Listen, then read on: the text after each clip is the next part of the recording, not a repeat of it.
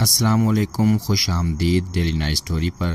اگر آپ کو جنات، روحانیات اور سچے پراسرار واقعات سے دلچسپی ہے تو فوراً چینل کو سبسکرائب کریں اور بیل آئیکن دبا دیں تاکہ آپ کوئی ویڈیو مس نہ کریں۔ تو آئیے سنتے ہیں آج کی وہ داستان، ایک رات جس نے میری زندگی بدل دی۔ میرا نام فہد ہے اور یہ واقعہ اس وقت پیش آیا جب میں پنجاب کے ایک چھوٹے سے گاؤں رتی پیر میں اپنی نانی کے ہاں گرمیوں کی چھٹیاں گزارنے گیا تھا۔ میں اس وقت 19 سال کا تھا اور زندگی صرف ہنسی مذاق لگتی تھی۔ میں اندھیروں سے نہیں ڈرتا تھا بلکہ ان میں مزہ لیتا تھا۔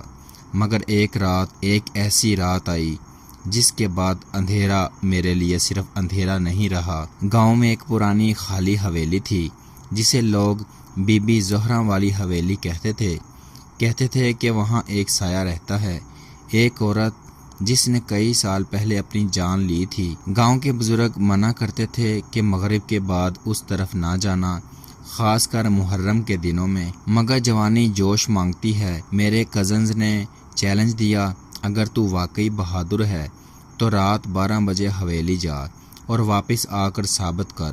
میں نے ہنستے ہوئے کہا، ٹھیک ہے، دیکھ لینا۔ میں نہ صرف جاؤں گا بلکہ وہاں سونے کی کوشش بھی کروں گا۔ رات کے 12 بجے چاندنی مدھم ہو چکی تھی اور گاؤں کے درختوں سے سرسراہٹ کی آوازیں آ رہی تھیں۔ میں نے ایک ٹارچ لی اور نکلا۔ دل میں خوف نہیں تھا بلکہ جوش تھا۔ جب میں حویلی کے دروازے کے قریب پہنچا تو وہ خود بخود چرچراتے ہوئے کھلا۔ یہ ہو کیا رہا ہے؟ دل میں پہلا شک پیدا ہوا، لیکن میں اندر داخل ہو گیا۔ حویلی میں عجیب سی ٹھنڈک تھی، ایسا لگ رہا تھا جیسے میں قبرستان میں ہوں۔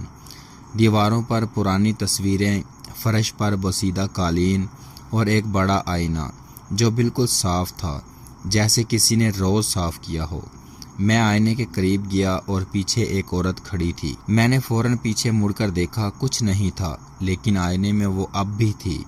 وہ سفید لباس میں لمبے کالے بالوں کے ساتھ، اور اس کی آنکھیں ایسے جیسے خون سے بھرپور ہوں۔ تم واپس کیوں آئے ہو؟ اس نے کہا۔ میں کانپ گیا۔ کون ہو تم، جس کو تم نے بھلا دیا، جسے تم نے تنہا چھوڑ دیا؟ میں نے کہا، میں تمہیں نہیں جانتا۔ تم جانتے ہو، تم نے وعدہ کیا تھا ساتھ نبھانے کا۔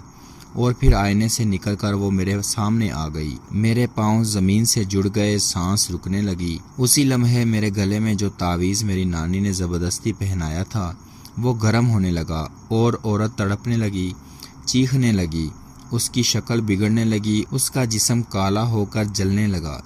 یہ تم نے کیا کیا؟ اس نے کہا۔ میں بھاگا چیختا ہوا اور گاؤں کے مولوی صاحب کے پاس پہنچا۔ وہ قرآن لے کر آئے اور میرے ساتھ حویلی تک گئے۔ اس رات فجر تک سورہ بقرہ کی تلاوت کی جاتی رہی۔ نیا دن، نیا انسان۔ صبح ہوئی اور میں بدل چکا تھا۔ وہ رات میرے اندر کا غرور، مذاق اور نافرمانی جلا کر راکھ کر چکی تھی۔ اب میں راتوں کو سوتا نہیں بلکہ عبادت کرتا ہوں۔ ہر سائے کے پیچھے ایک حقیقت ہوتی ہے اور ہر مذاق کی ایک قیمت۔ اگر آپ کو یہ کہانی پسند آئی ہو تو ڈیلی نائٹ سٹوری کو ضرور سبسکرائب کریں، ویڈیو کو لائک اور شیئر کریں۔ کیا آپ کی زندگی میں بھی کبھی کوئی ایسی رات آئی ہے جس نے سب کچھ بدل دیا ہو؟ کومنٹ میں ضرور بتائیں۔ اللہ حافظ۔